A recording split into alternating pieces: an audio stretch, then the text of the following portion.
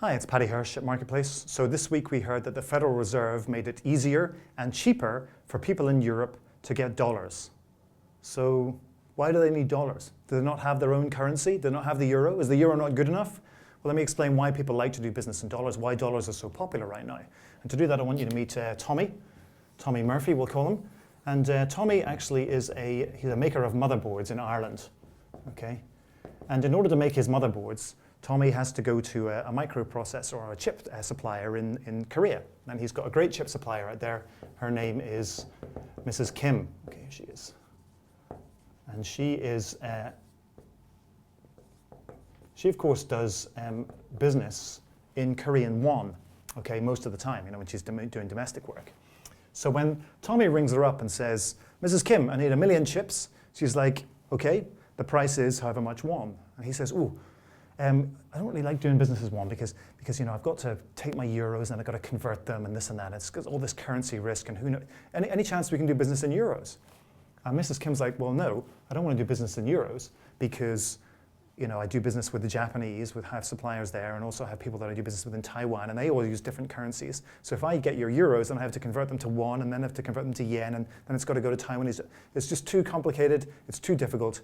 Why don't we use the currency that everybody knows, everybody is familiar with, everybody's got some of, which is the US dollar, okay? Everybody's got the dollar. The Russians have the dollar, the Swiss have the dollar, the Cambodians have the dollar. Everybody uses the dollar. So dollar is way easier to use than different currencies, even a regional currency like the euro. Okay, so that's the first reason that people like dollars, is because of simplicity or ease of use. Okay, but we've got a second thing going on here right now, because the euro is a widely held currency because so many people are involved, so many countries are involved in it. So there's a lot of euros around.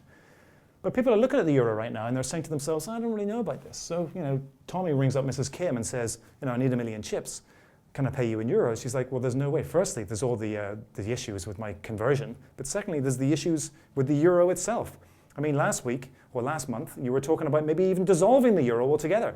So if I get a big bag of euros, who knows how much those euros are going to be worth in, say, a year's time? They could be worth nothing. They could be worth just throwing on the fire for kindling.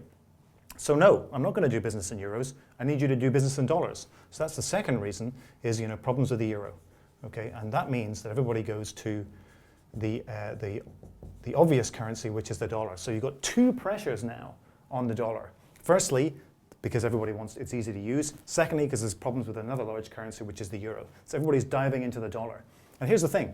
If Tommy can't get the dollars that he needs from his bank, which gets it from the central bank, which gets it from the European Central Bank itself, if he can't get those dollars, it means he can't buy chips from Mrs. Kim. If he can't buy chips from Mrs. Kim, he can't build his motherboards, which means he can't sell motherboards, which means he can't make any money, which means he's going to go out of business. And the danger is that there are Tommies all over Europe in the same situation. They need dollars to do business with their overseas clients, and if they can't get those dollars, they're going to go out of business. And if they go out of business in large numbers, it's going to leave all of us very badly needing a drink.